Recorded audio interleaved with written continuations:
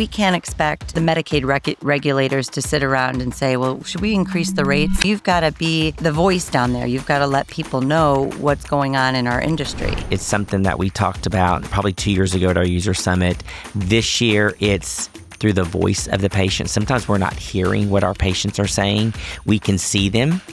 We try to see through their eyes, but sometimes we have to hear what they're saying, like hear what we need to hear, not what we want to hear.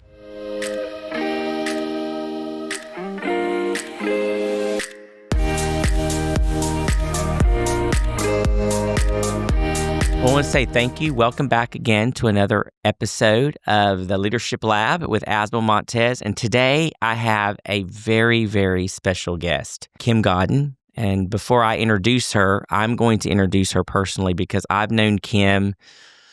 We're starting to date ourselves, but it's probably going on a good 13, 14 years now. And we have an interesting story, but that'll be for a different podcast. But today, I really want to focus on advocacy. There's one thing that I've always said about you, Kim, is if I'm going to bet on anybody, I'm always going to bet on Kim. I may not agree with some of the stuff, and she has done some things that I didn't think was possible in the advocacy realm. And that is one thing. But so I wanted you to tell our audience a little bit about who you are and your story of how you got into advocacy, because many are probably hearing you for the first time. Some may already know who you are, but may not know this story that some of us do know about how you got into the advocacy world. So, Kim, take the next minute or two and just tell us a little bit about yourself. Well, great. Thanks, Asbel. Thanks so much for having me on this very exciting platform. This is my first time ever being on a podcast, but I'm excited and I really appreciate the opportunity. I'm Kim Godden. I'm Vice President of Legal, Government Relations, Corporate Compliance, and Education for Superior Air Ground Ambulance. That's a long title. It is a long.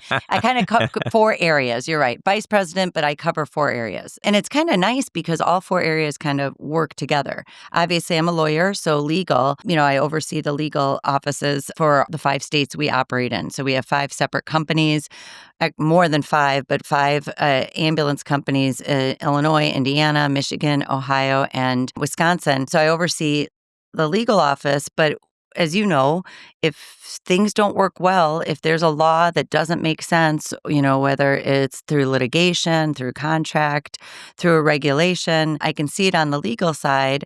That's where advocacy comes in. So on an advocacy side, I can then go and modify that regulation. So I know a lot of lawyers, and not all of them are advocates, but you are. So tell our audience a little bit about that. It all started organically. I was in college. I got my undergraduate degree at Purdue University. And when I was in college, I was a part of a sorority. And our sorority's philanthropy was CASA, Court Appointed Special Advocates.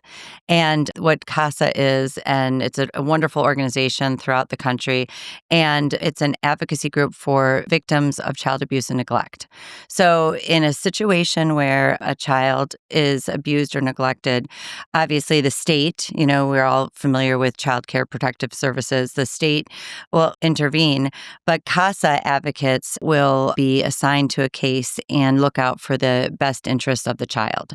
So that was our philanthropy. I was introduced to CASA. I went through the CASA training and became an advocate, a victim advocate myself. That's what prompted me to be a lawyer.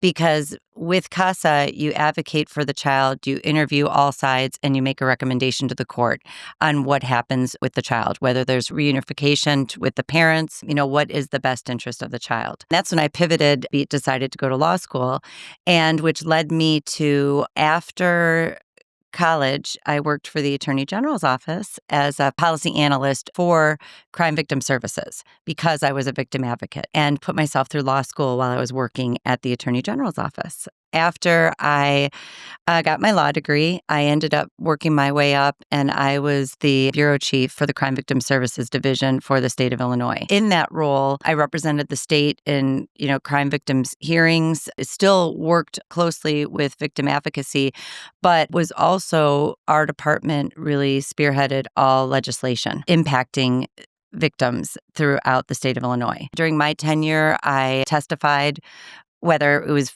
on behalf of legislation or in opposition to legislation. We also spearheaded legislation creating a crime victim hotline. What that means, notification hotline. Think about this. This is back then, back in 1998. At that time, victims weren't notified when somebody was going to be leaving incarceration. Pretty important for a Oh, victim yeah. to know, that their perpetrator, they could run into their perpetrator. So we were able to pass legislation creating a victim notification hotline system, and as well as, a victim's bill of rights. I testified in front of Barack Obama when he was a state senator. That's Okay. exciting. Yeah. Yeah. I didn't Yeah. know then I would have gotten his autograph. I would have known he was going to become president. But that's when I started advocacy. So really started, not only advocating on behalf of children, but then advocating on behalf of crime victims throughout the state of Illinois.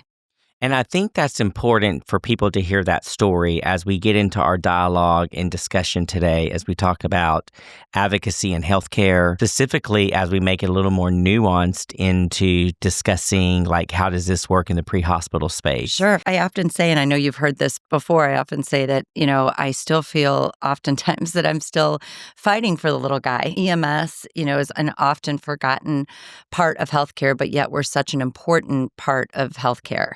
And that's why I think it's really important, Kim, for people to understand the story, because sometimes if we view you and your passion and what you're doing without understanding the backstory of how you got there, we might sometimes make different judgments on things. We might think that, oh, they're just trying to do, but really there is this piece of you that I have noticed since I've known you that is steeped in something that's a deeper purpose. It's why we're all in healthcare. It's why I'm in healthcare.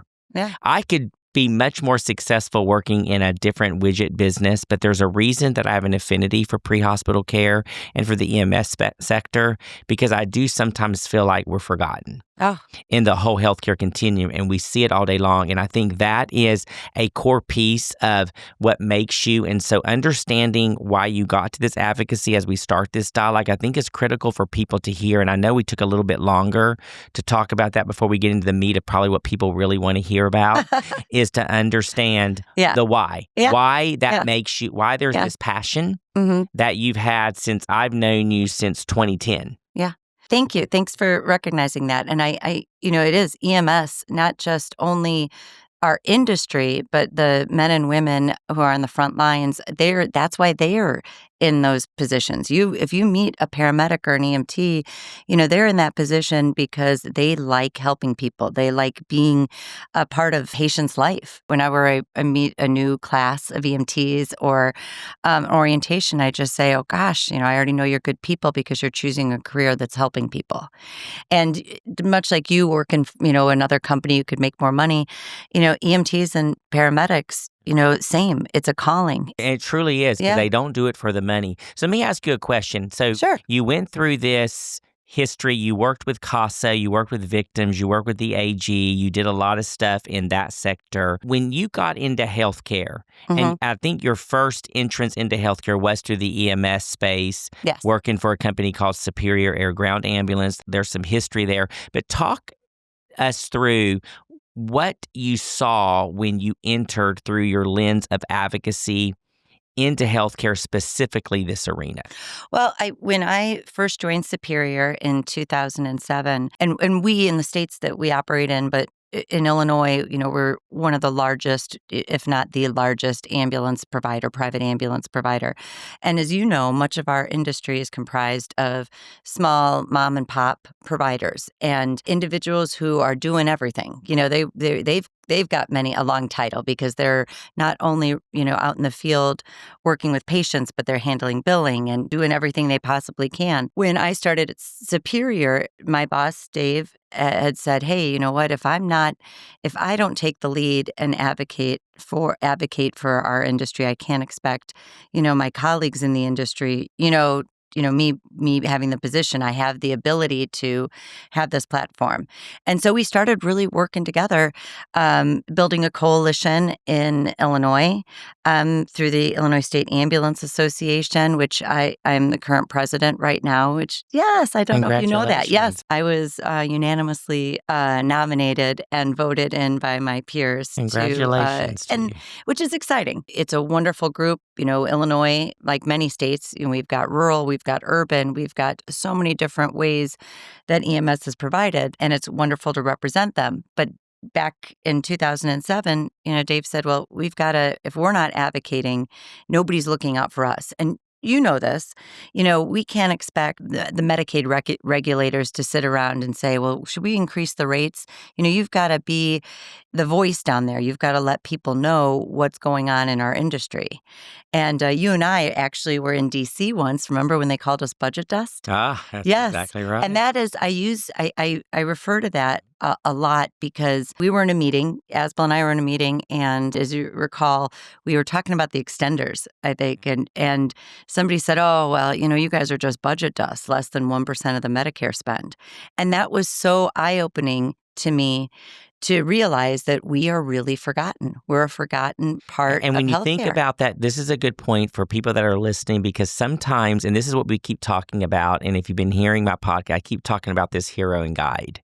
Mm-hmm. And we introduced it at our user summit this year. We had some individual executive from this firm that we had hired that it was an epiphany for me back in August when they were taking me through our technology side of our business. And we were going through this whole story branding concept. And when they brought up this slide that took me through guide to hero, I begin to realize that's the problem with our messaging. Because in EMS, we see ourselves as heroes. We see ourselves in ground. When somebody thinks 911, if somebody's breaking into their house, they call 911. If their house is on fire, they call 911. If they have a medical emergency, they call 911. And you automatically think, and the consumer or the patient automatically thinks in the medical space that somebody's coming to help me. Right. And so you're the hero. But when you talk to a regulator, or we were on the Hill and somebody said, well, it's just kind of budget dust, it was, wait a minute. We really are in the broad scheme of the healthcare continuum when we look at it from a monetary financial perspective. So we've got to stop viewing ourselves from a financial perspective and more from how do we fit in the healthcare continuum. Agreed. And that's kind of what you're talking about. So that's where the advocacy comes in. So you came in, you were a patient advocate for the underdog. Yeah. Which is exactly what you were for individuals who had been sexually abused, victim advocates. You were advocating for them. Now you come into a healthcare arena in a continuum where we're thought of wrong, right, or indifferent. It wasn't really wrong what they were saying. They were just saying, generally speaking, because healthcare is such a large portion of the GDP, and that whole component of it, you're really a tiny, tiny, less than a 1% spend. So you're kind of budget dust. And so now you begin to resonate. That resonated with your fighting for the underdog. Mentality. Yeah. So tell me, I am very passionate. I do like to win. I do like to I love get that about you. But I am also very passionate about what we advocate for. And when you're right about something and you believe in it, that's why you're so that's where your passion comes out. And all the advocacy we've done, through Illinois or Indiana, those are two states where I'm really intimately involved with our state associations. It's been wonderful to be able to explain to individuals what better thing to advocate for than EMS, than saving people's lives, that being there on the toughest day of their life.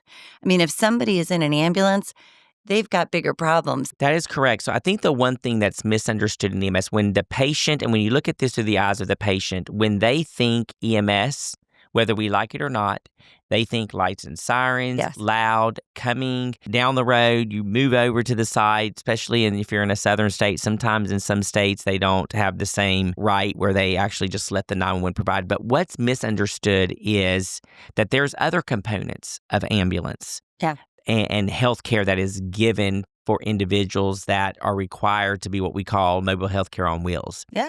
So I want to talk about a bit of that today. I don't Sure. want to talk about the stuff related to, we're having a lot of episodes related to, but I really want to focus specifically within your skill set around that piece. And this is in the component where maybe a patient arrives at a emergency room, and maybe that emergency room doesn't have the ability, that a hospital doesn't have the ability to treat that patient, so they've got to be moved somewhere else.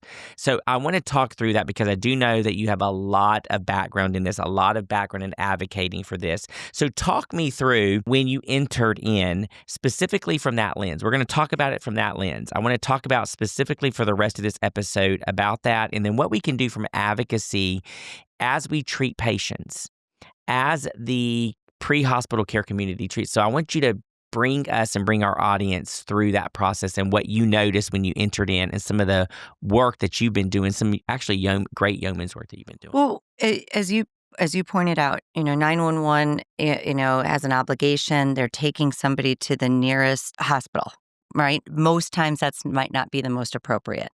I always use examples of children. A baby would be brought into the closest hospital, but then going to be moved to a children's hospital. We've seen that a lot now with stroke centers, and there's all these centers for excellence, which is amazing. You've got cardiac centers, you've got stroke centers, you've got children's hospitals, you've got all these wonderful, centers of Behavioral health excellence, center. behavioral health. Yeah. And the EMS system, we're doing so much more now, where it's not just get somebody there, it's get them to the most appropriate place and make sure that they're getting appropriate treatment while they're there. Somebody was saying earlier, and there's going to be on one of my episodes around navigating patients through, there's some great systems out there doing nurse navigation programs, things like that, that would navigate them where the EMS system can help. But once we get there, you're bringing up some really good pieces with all these centers for excellences out there, and it does require some type of nurse navigation too. As I advocate on behalf of EMS or interfacility, which we're talking about, interfacility transport when a patient needs to be moved from one facility to another, I like to bring up COVID because unless you have a loved one or yourself has been moved from one hospital to another, you are unfamiliar with interfacility transport. But we all knew what was going on in COVID. We didn't have ventilators, ICU beds, and those patients needed to be moved to a facility with an open ICU bed. Well, they weren't taking an Uber. They weren't, these were patients that were on ventilators as they're being transported from one hospital to another. That ICU care was continued until they got to their final destination. That's what when I'm talking to a regulator or elected official, I'll use that as an example so they know what's going on. We are also so fortunate to be 2025. People are living longer. We have the ability and the advancements in medicine so that people can live longer. Well, and there's a big movement for people to be living longer at home. Right? Hospital at home. We're seeing that, it's so important for people to be in a comfortable atmosphere. So, again, transportation. You need ambulance in order to, if somebody's at home, but they're bed confined, how are they going to get to appointments? How are they going to get, where they need to be? Again, that's all really in the realm of interfacility transport, non-emergency. You and I have spent so many hours talking about the term non-emergency. And who knew back when the fee schedule was put together that, there would be all these advancements, because just because it's not lights and sirens doesn't mean it's not necessary. And I thought it was interesting when you said non-emergency, because we talked about a patient going to the ED and then maybe they had to stabilize them and treat them. And then, they had to go to a Centers for Excellence. This happens a lot in rural areas. And this came up on when we were working on the Ground Ambulance Patient Billing Advisory Committee. Mm-hmm. And this is where Congress had required that a committee be put together to recommend to Congress what to do about all this conversation that was happening around patients getting these surprise bills where they weren't expecting them. And ground ambulance wasn't answered because there's so much complexity. And so Congress basically mandated that a committee get together and make a recommendation. And so I was fortunately elected to chair that committee. As an industry, we were so lucky. In that conversation, one of the patient advocate representatives brought up not understanding they would get complaints like, why is this a non-emergency for a patient that needed to be transported for continuing care of that emergency? Yeah. But it could have been that, it was for a cardiac cath, or it was for a CT scan that may not have been available at the hospital that the 911 entity had actually dropped them off at, and they had to then subsequently be transferred. And sometimes that could be considered what we call an unscheduled transport, but it was considered non-emergency because of the way the regulations are currently written. And so we actually made a recommendation to change the definition based upon the patient advocate saying we probably need to relook at what an interfacility transport is and maybe do some an emergency. And I know this is part of some of the same stuff because predominantly the company that you work for, that's pretty much what you guys do a lot of. You guys are contracted with a lot of hospitals to do transfers between hospitals to these areas of excellence to transport patients, and sometimes we get caught up. So talk a little bit about that, because this is some conversation we've had over the years as a pre-hospital care that sometimes I don't think the public understands, or even regulators and others having a hard time. Public, patients, regulators, insurance, payers, I don't think anybody understands, again, unless you have a loved one or a family member who's taken then that immediately transport. pretty quickly. Then but then you're even more frustrated when your insurance company doesn't know. And that's exactly what happens. The term non-emergent makes it appear not necessary, makes it appear like, oh, you didn't need to go by ambulance. And I know there's been a lot of data that's coming out that lights and sirens isn't, it actually creates more risk for the patient, but you're right. When the fee schedule was determined, every state, whether every payer, they define emergency to be different. In the state of Illinois, EMS, emergency medical services, includes all EMS, emergency, non-emergency, anytime an ambulance is needed. But there's a lot of confusion out there.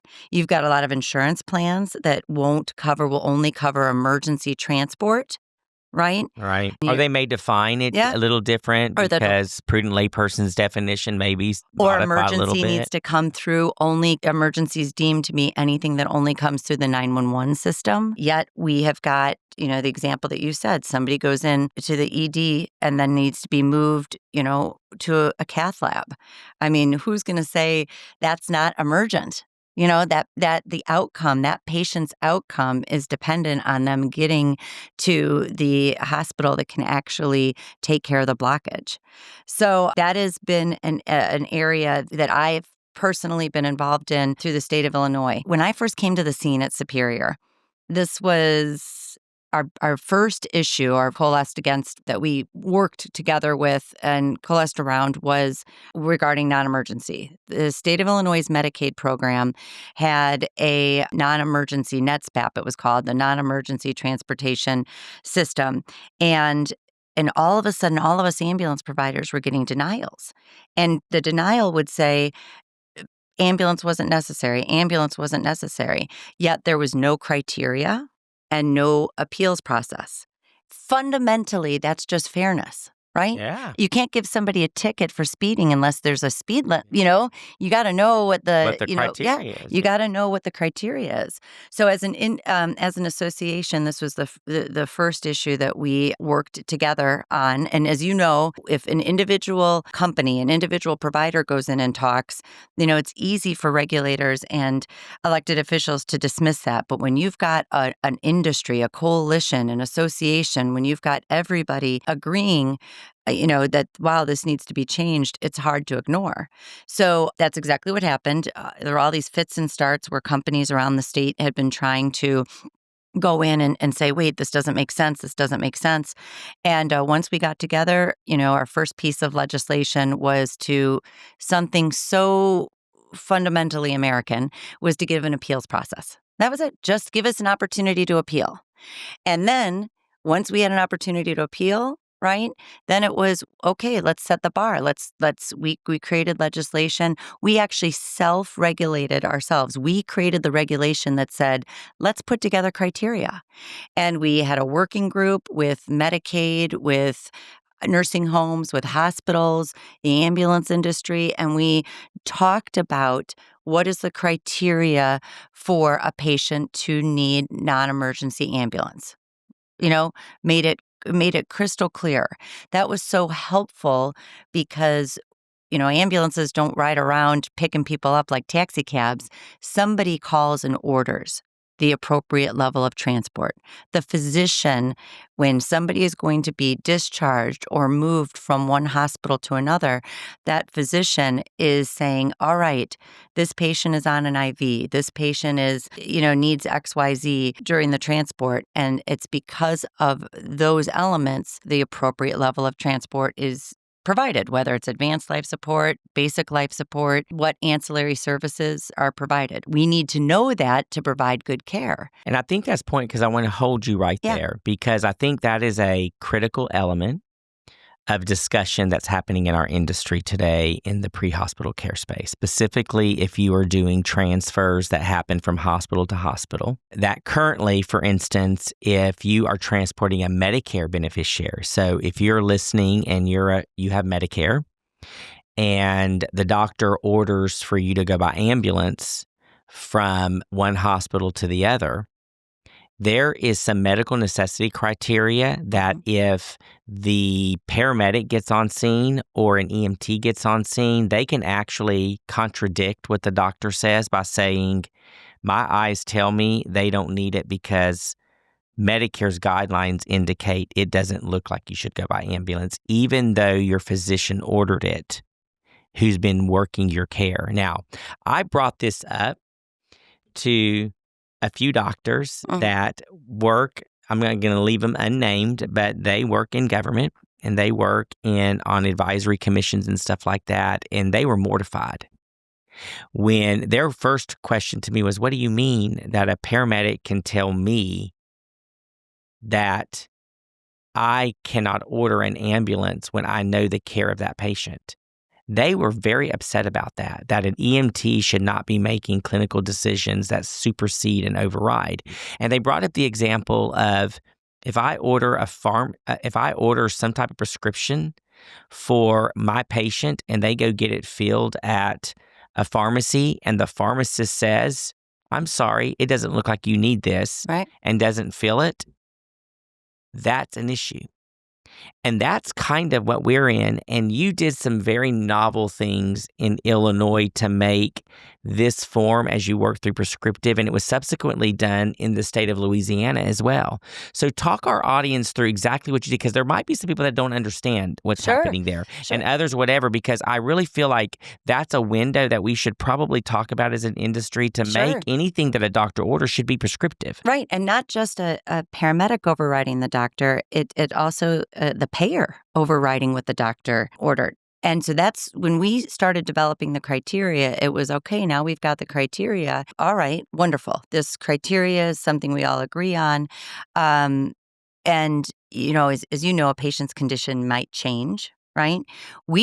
We don't know. The physician knows the patient. We don't know the patient. The physician knows the patient and is ordering the appropriate level based on what they're seeing. We in the state of Illinois, we created one form. So it's a physician certification statement that's used for, it's accepted by Medicare, but it's also accepted by Medicaid. And we created that form and it is prescriptive. When in Illinois, when Medicaid sees this form has been properly executed, that treatment is provided. And the form is wonderful because not only is it used for reimbursement, but the form is used to help us identify what the patient needs. It's a great tool because, one, we amended the Hospital Licensing Act and the Nursing Home Licensing Act to require this form to be completed each time a non-emergency ambulance is necessary. So each time whether it's not just for Medicare, not just for Medicaid, but any time a patient needs an ambulance in a non-emergency ambulance, the hospital or the nursing home are required to have this form completed. Now, One, how did they react to that with the requirement and the amendment of that? Tell me a little bit about how that advocacy worked and um, how I your additional caregiver. You know, great question. When we had the committee, it started first when we had the committee to determine the criteria. So we got, you get buy-in, Yeah, you get buy-in from the people all the decision makers, not just us. sure. Because, I've spoken about this. If we just talk about, oh, this is a reimbursement issue, it looks like, wow, it's just for money. And that wasn't what was going on. We have finite resources in EMS. And this was before the pandemic. Oh my, look at now. We've got, workforce shortage is real and we have finite resources. We don't want those resources to be abused. And so if somebody is ordering an advanced life support, we want to make sure an advanced life support is there. We don't want them ordering a basic life support when they needed advanced life support, because then when we're going to be in the field, that's going to be further delay. So let me push back a little bit what people might be listening to right now as you're working through and you kind of did this through a consensus, other stakeholders in the Yes. room. Let me push back a little bit about what some people say as well. How do we know the physicians just aren't signing these forms because they just need to get the patient out? They want to do that and they could have actually utilized another service to get them out that was not an ambulance resource. Tell me how you guys worked through that because as you said, they're the ones ordering it. You don't see the patient. You dispatch an ambulance to go pick the patient up. They've signed the order. Tell me about how those discussions happen. Well, great question. Obviously the state of Illinois can only govern Medicaid because they control that payer source. So under the legislation, if an ambulance is ordered that wasn't needed, right? So in your situation, somebody just signed that, the state of Illinois can go back and recoup the funds from the hospital. That's the stick, I would say, in there. So the stick was, or the penalty provision was, if doctors needlessly ordered whatever, and they found under some type of retrospective, they would go back Yes. after the hospital for it. Correct. So very similar to how if a physician writes a pharmacy script and they are writing inappropriate scripts, Right. they go after Right. the physician for writing the script, which could be loss of license, things like Absolutely. that. That's exactly. And so I think that's important to note. I think that's important to note that there are certain things because physicians and those who are what I call prescribers, so physicians, nurse practitioners, physician assistants who can actually write scripts, Yes. could actually lose loss of licensure, lose their ability to build certain programs that they might be certified with. That's kind of a way of policing it for people that are worried about fraud, waste, and abuse. And I'm bringing that point out because I hear that a lot sometimes when you're talking about why isn't something prescribed, because that's what physicians, and that was what I was educated by several physicians who were very upset when they found out that this was something ongoing. They were like, you're challenging our word, somebody that has not had the years of study that we've had. And what do you mean that I'm going to have pushback? And that is exactly what happens right now. And as you know, we're continuing the care that's prescribed. That's why going through I think the exercise of the criteria, us all being on the same page was important, right? The stakeholder buy-in. But then also we're seeing in Illinois, one, having it in the Hospital and Nursing Home Licensing Act is important because then now you've got the brass, in the hospital recognizing, whoa, this could, impact our hospital license. So let's make sure that everybody is completing the form and completing it correctly because we also financially don't want to have a risk. So we want to make sure it's completed because it impacts our license. Two, we don't want a financial risk, so we want to make sure it's completed correctly. And what we've seen, though, is, we still as electronic health records are being rolled out, there's more and more opportunity for this to be put right into the discharge papers and the discharge order. And then we get that prior to transport, which is better patient care. Things can get lost in translation. And that ultimately is everything, what you just said right there. No. Because really what we do in healthcare has to always be about the patient. Always about the patient. It has to be through the eyes of the patient. It's something that we talked about probably 2 years ago at our user summit. This year, it's through the voice of the patient. Sometimes we're not hearing what our patients are saying. We can see them. We try to see through their eyes, but sometimes we have to hear what they're saying, like hear what we need to hear, not what we want to hear. And many times we get caught up in the nuances of this, and this is what you're talking about. And that's what's so frustrating, I think, for patients when their payer, doesn't cover that. Because they're saying, wait, I didn't have a choice. I'm already in a hospital, and my physician is transporting me to a higher level of care, telling me this is what I need, right?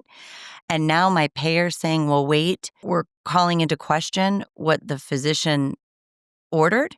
And that is where this form in Illinois, it's not just for Medicaid. It's not just for Medicare.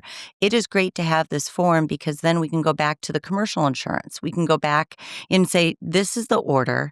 This is what was prescribed. That's EMS system. You ordered this medicine. I provided this medicine. That's what at the pharmacy. Doctor orders the medicine. You go to the pharmacy and the pharmacist doesn't tell you, no, I don't think you need it. The pharmacist gets paid, right? So, the form has been very helpful in appealing and on behalf of patients. Not when I say that, it's not just obviously reimbursement is important because, our heroes in the field, need to be compensated, but it's also the patient. Why would the patient need to take that financial risk? We're educating the insurance companies that, hey, here's the physician order. This is what the physician ordered. And I think as we go through the advocacy, because you're hearing it come out in your voice, you're hearing the advocacy in your voice and the passion that comes with advocacy, because that's what's really important, because ultimately we try to look at through the lens of the patient. And so if I'm looking at this, because there are what I call, if you're looking at a Venn diagram, 3 concentric circles, in the middle is the patient. And I'm resolute that data, clinical care focused on quality, and finance has to all be discussed at the same time. You cannot talk the three-legged stool through the eyes of the patient, hearing the voice of the patient by not understanding all threes. And sometimes we advocate from the data position, we advocate from the clinical position, and we forget a very ultimate component, which is the finance position, which is ultimately what I've been in for 28 years. It's something that, as you've advocated, you're an attorney. Neither one of us are clinicians. I think you went and got your EMT basic, but I haven't, for instance, or your EMR. Yeah. So my standpoint on that is, when we look at it through the lens of advocacy and we look at it from, the finance perspective, I get it. I'm looking at it from the provider perspective. I want to get paid for something, but there are some people and some patients that have policies that just don't cover certain things. Mm-hmm. And we've talked about that. Like, how is that disclosed? How do we notify the patients of that appropriately? Because oftentimes patients are accessing healthcare and they don't really understand what is even covered by their plan, because it's... And that's a really good point, because that is where, and we talked a little bit earlier about the term non-emergent, right? And the confusion.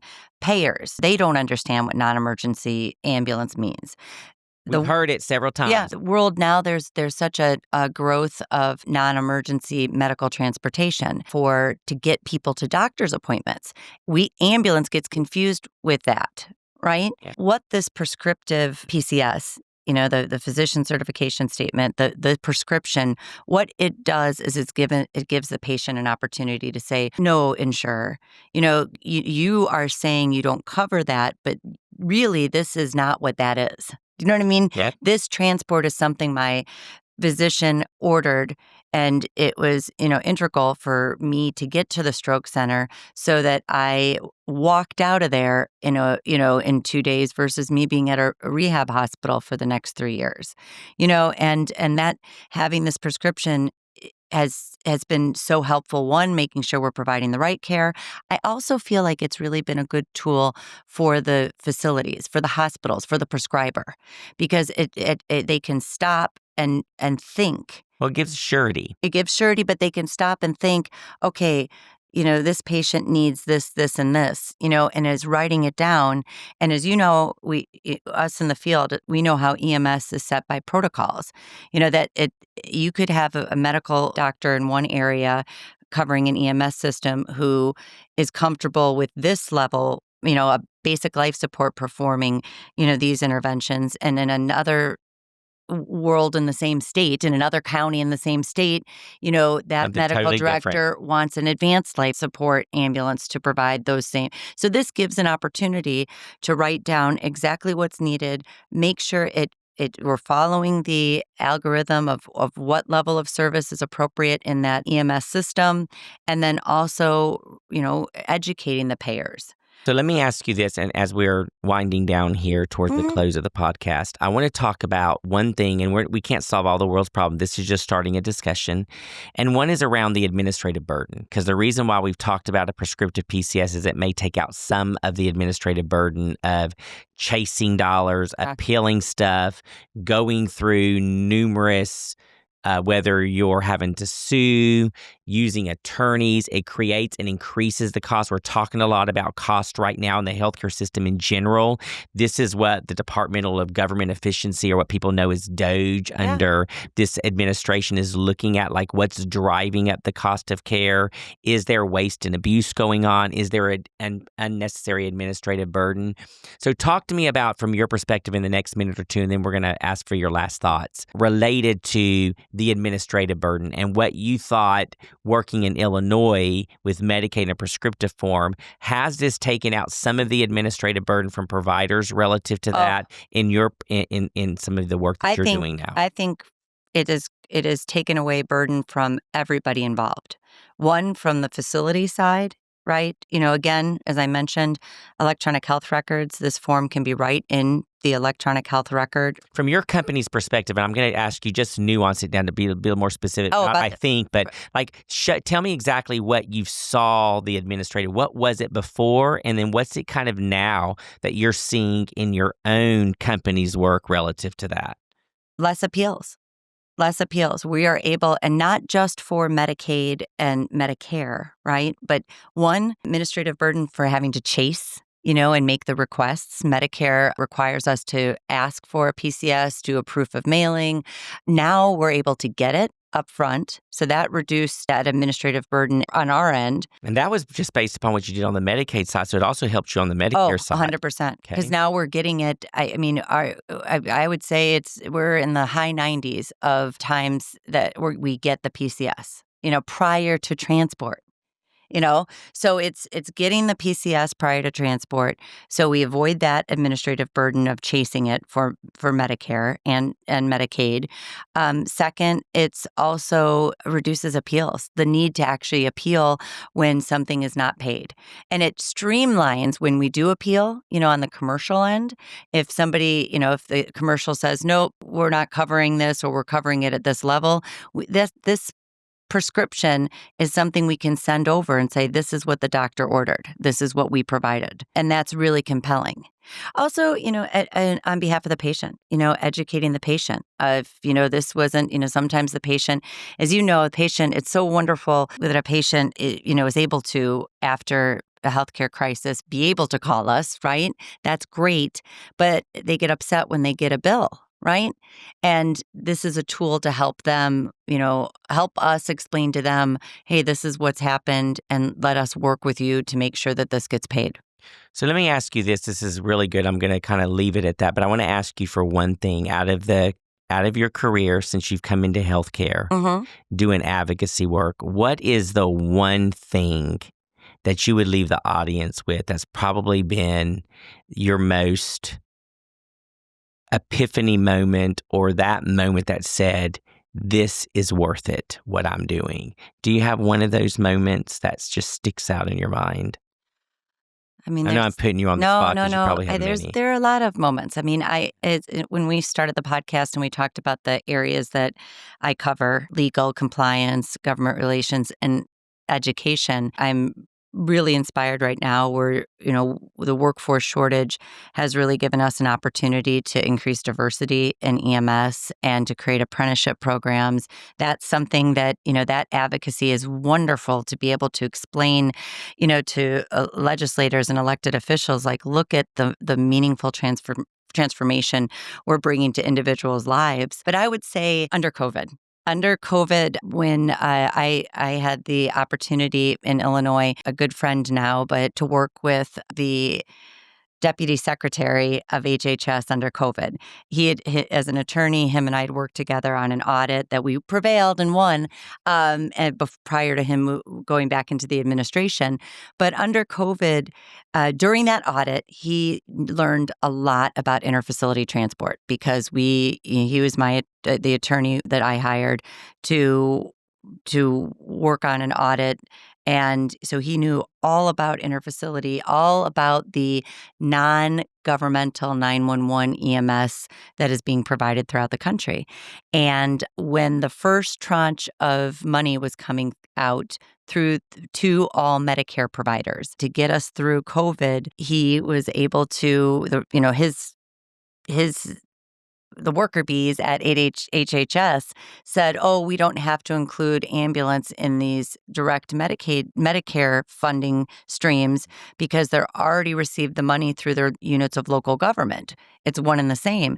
And he was able to say, "No, there's a whole other area of EMS out there that is not getting the money through local government, and we've got to make sure they're included." And that's how the EMS industry was included in the Medicare funding that was, not, I could say Medicare funding, but it was COVID funds. the COVID funds that came to Medicare providers. So that was probably one of the Most areas where achieving.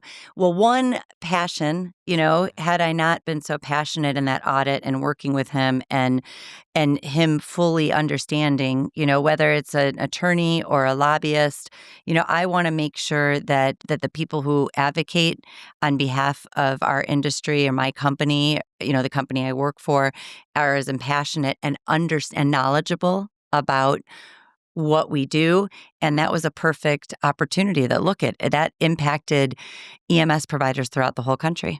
Well, I want to say thanks, Kim, for joining me today on the Leadership Lab. Thank I know you for there's having so me. much more information that we can talk about. And to you that are listening today, I want to hopefully that you've heard today that there is a reason why you need to advocate. As we keep saying, if you're not at the table, you're on the menu. And relationships, as you heard Kim talk about today, are extremely important. The message that we advocate with, that we have to be in the guide position and not as heroes when we're talking through the process. So after the last 35, 40 minutes that you've been listening to us here today, understanding there's so many different facets of EMS. There's so many different facets of the care that we provide. And remember, your message is important. You're not too small or too large to have a message for advocacy. So Kim, thanks for joining me today. Thank you for having me.